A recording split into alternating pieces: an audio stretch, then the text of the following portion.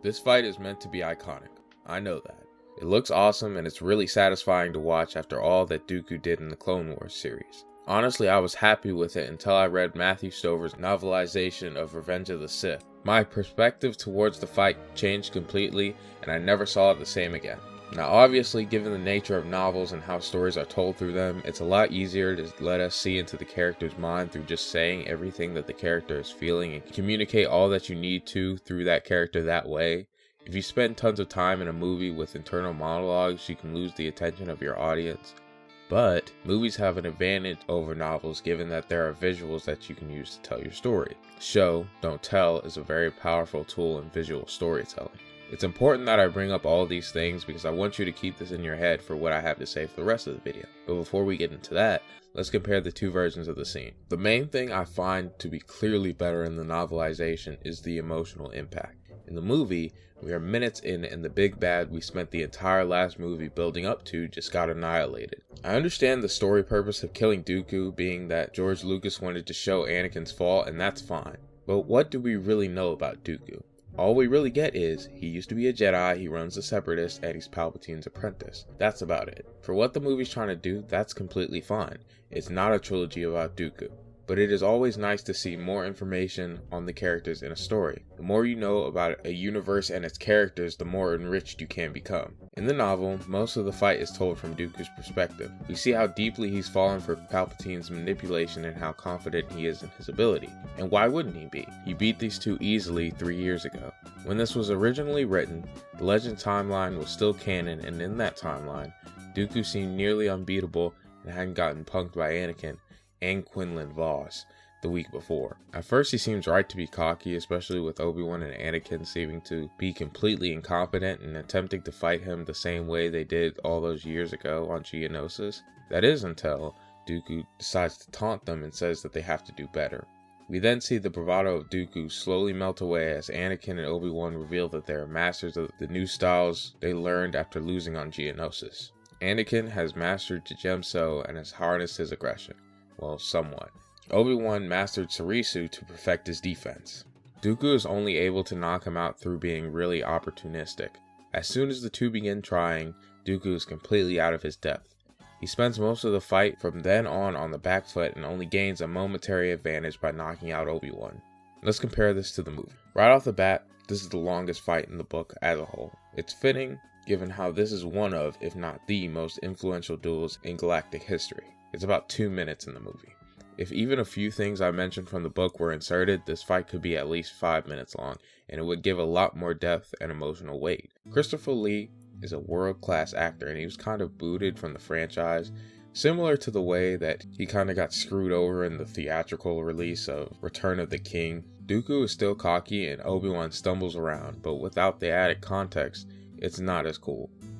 Obi-Wan just looks lost and gets no-diffed. There's no plan, no coordinated attack, not really. Honestly, this made kid me think that Obi-Wan should have been destroyed by Anakin, and in fairness, he was on the back foot for most of the fight, so I'm not super displeased. It's just disappointing to see him get treated like a village idiot and then put in timeout. It doesn't really fit with the rest of the movie in my opinion. When Obi-Wan is knocked out in the book, the duel completely changes. Anakin taps into his potential and rules fate as a whole. As soon as the kick happens here, Dooku, Anakin, and Palpatine all knew it was over. This is probably one of my favorite Anakin moments. Anakin is the chosen one. He should have a lot of power. That being said, I appreciate how this is incorporated into the story, with Anakin only being able to reach this point when his emotions are at a high and he's in danger. But it's not a Super Saiyan power-up, and only happens twice in Legends. At this point, Dooku is so tired he can barely block Anakin's strikes. He slowly begins to accept his death, but still tries to fight. We get nothing like this in the movie. Dooku's on the back foot, sure, but the fear isn't there. If it is there, he isn't showing it. In this case, it's less the scene being bad and more the book being outstanding. Honestly, that's the story of this scene. It's passable and fine enough, but the level of development in the book is awesome. Dooku tries to turn the battle by taunting Anakin, but just like in the movie, this only makes Anakin stronger. Once Obi-Wan was knocked out, Palpatine started to give Anakin advice, which is also adding to Dooku's fear in the moment. Anakin beats Dooku in pretty much the same way he does in the movie, and once he holds Dooku captive, Palpatine says to kill him. In the book, Dooku starts to beg, and I really don't like that. He really isn't the type to do that, and he was originally supposed to beg in the movie until Christopher Lee asked for that to be removed. This part is much better in the movie. Now that we went through the fight as a whole, let's talk about how I would change it. Now I understand that the fight was cut down for pacing reasons, and that's fine. Again, the scene accomplishes the minimum that it sets out to do.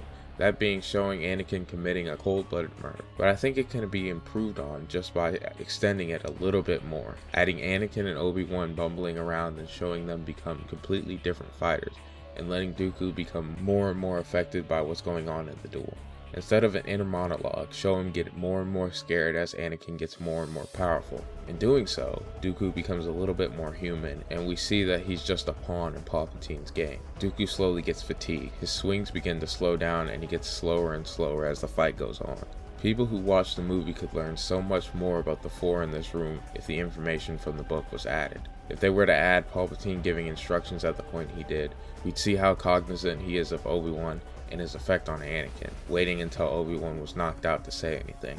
If we keep Obi-Wan stumbling here, then have him take on Dooku for a short amount of time using his defensive prowess once Anakin gets thrown into the corner, Obi-Wan looks more competent, and instead of getting ragdolled, he gets overtaken due to Dooku's expertise. Anakin can stay pretty much the same. I think he's great here in the movie and the book. The book basically followed the original script, and this is one point from the fight that's shown through for me.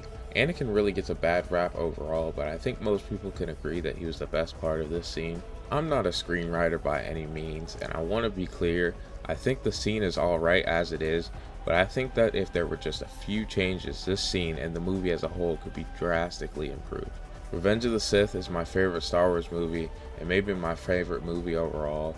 It's tied with The Dark Knight, but it's made so much better through my knowledge of the Star Wars universe as a whole. The more I learned about Anakin, the more I understood why he turned. Reading books like the ones in the Jedi Quest series, or Shatterpoint, gave me insight into the mind of a Jedi and their perspectives. I think that sometimes the prequels get judged unfairly, and while they have their flaws, people seem to miss certain details and misunderstand the meaning as a whole.